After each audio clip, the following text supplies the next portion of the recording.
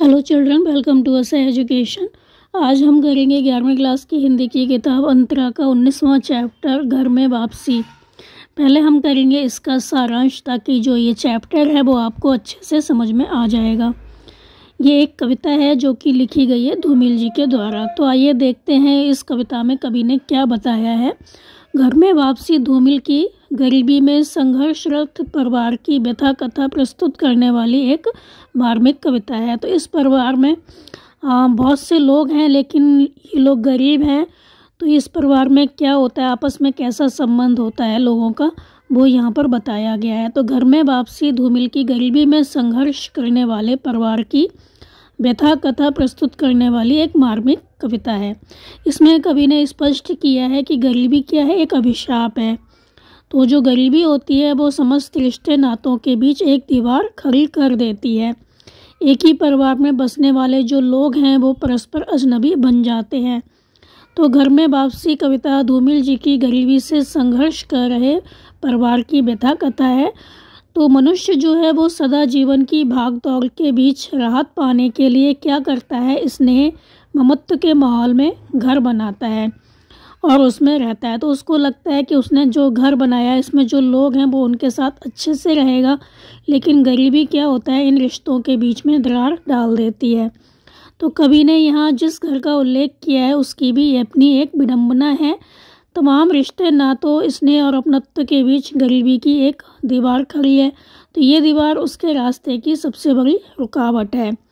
तो गरीबी से लड़ते लड़ते वे इतने जर्जर हो जाते हैं कि वे अपने रिश्तों में ऊर्जा पैदा करने की शक्ति नहीं रखते। तो ये लोग अपने खाना पानी इन सबको जुटाने में ही लगे रहते हैं।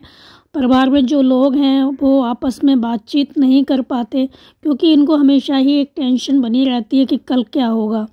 तो कविता में एक ऐसे घर की कल्पना की गई है जिसमें आपसी रिश्तों में गरीबी बाधक ना बने। तो इसमें एक ऐसी कविता में इस कविता में एक ऐसे घर की कल्पना की गई है कि अगर हम गरीब भी हैं तो भी हमारे बीच में ये जो आपसी रिश्ते ख़राब हो रहे हैं वो ना हो। तो कविता में एक ऐसे घर की कल्पना की गई है जिसमें आपसी रिश्तों में गरीबी बाधक ना बने। तो यहाँ तक कवि ने क्या बताया इसमें कि जो कविता है वो एक ऐसे घर की कहानी है जिसमें क्या है, लोग गरीब हैं और गरीबी के कारण उनके आपस में रिश्ते अच्छे नहीं होते। तो इसमें कवि ने स्पष्ट किया है कि गरीबी एक अभिशाप है। तो यह समस्त रिश्ते नातों के बीच एक दीवार खड़ी कर देती है। तो घर में वापसी कविता धूमिल जी की गरीबी से संघर्ष कर रहे परिवार की व्यथा कथा है। मनुष्य जो है वो हमेशा ही जीवन की भागदौड़ के बीच राहत पाने के लिए ही एक घर बनाता है और सोचता है कि इस घर में सब लोग अच्छे से रहेंगे, लेकिन तमाम रिश्ते नाते स्नेह अपनत्व के बीच जो गरीबी है वो दीवार बन के आ जाती है। तो यह दीवार उसके रास्ते की सबसे बड़ी रुकावट है। तो गरीबी से लड़ते लड़ते वो इतने जर्जर हो जाते हैं कि वो अपने रिश्तों में ऊर्जा पैदा नहीं कर पाते। तो वो चाहते हुए भी एक दूसरे का साथ नहीं दे पाते हैं।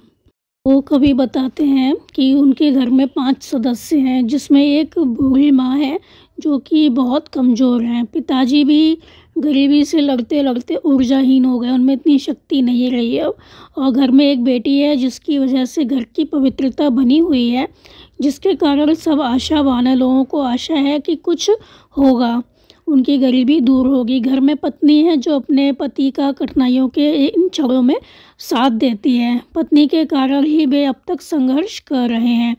तो इन सभी में बहुत करीबी रिश्ता है, परंतु गरीबी की दीवार इनके रिश्तों को आपस में खुलने नहीं देती। इनमें इतनी ऊर्जा भी नहीं बची कि ये परस्पर भाषा रूपी जर्जर पड़े ताले को खोल सकें। अर्थात गरीबी के कारण यह सभी अपने मन के भाव एक दूसरे के सामने नहीं रख पाते हैं। तो ये सभी आपस में एक दूसरे के प्रति अपने किसी भी फर्ज को निभा सकने की स्थिति में नहीं है। हालांकि ये लोग चाहते हैं कि वे एक दूसरे का साथ दें, लेकिन वो गरीब है इसलिए एक दूसरे का साथ भी नहीं दे सकते। तो गरीबी इनके रिश्तों में सबसे बड़ी बाधक बनी हुई है। इस कविता में लेखक बताते हैं कि उनके घर में 5 जोड़ी आँखें हैं, अर्थात उनके घर में 5 व्यक्ति रहते हैं। उनमें से एक लेखक की माँ है। तो वो जीवन के इस मोड़ पे आ गई है कि उनकी आंखों की रोशनी चली गई है, वो देख नहीं सकती। तो इस स्थिति को लेखक ने बस के 2 पंक्चर पहिए बताया है। और पिता की आंखों को लेखक ने लोहे के औजार बनाने वाली भट्टी की ठंडी शलाखें बताया है, तो उनमें अब तेज नहीं रह गया। और पत्नी की आंखें अर्थात पत्नी उसे आश्रय देती है। यद्यपि घर के सभी लोग आपस में एक हैं, पर उनके बीच गरीबी की दीवार है। अब रिश्तों में अपनापन नहीं रह गया है। एक दूसरे को बहुत चाहते हैं, लेकिन वो एक दूसरे से खुल के बात नहीं कर सकते, अपनी इच्छाएं नहीं रख सकते एक दूसरे के सामने, तो वो अपनापन दिखाई नहीं देता। तो खून में इतना भी लोहा शेष नहीं रह गया है कि उस पे ताले की एक चाबी भी बनाई जा सके, अर्थात रिश्तों के बंधन को खोल सके। यद्यपि बोलते समय हम रिश्तों के बारे में बड़े प्रेम से बताते हैं। इस कविता में कवि ने यही बताने की कोशिश की है कि गरीबी एक अभिशाप है और यह समस्त रिश्ते नातों के बीच एक दीवार खड़ी कर देती है। एक ही परिवार में बसने वाले लोग परस्पर अजनबी बन जाते हैं। उम्मीद है आपको समझ में आया होगा इसका सारांश। आप इसको अच्छे से समझ कर याद कर लीजिए और हमारे चैनल असह एजुकेशन को लाइक कीजिए, सब्सक्राइब कीजिए और शेयर करना बिल्कुल मत भूला करिए। Thank you.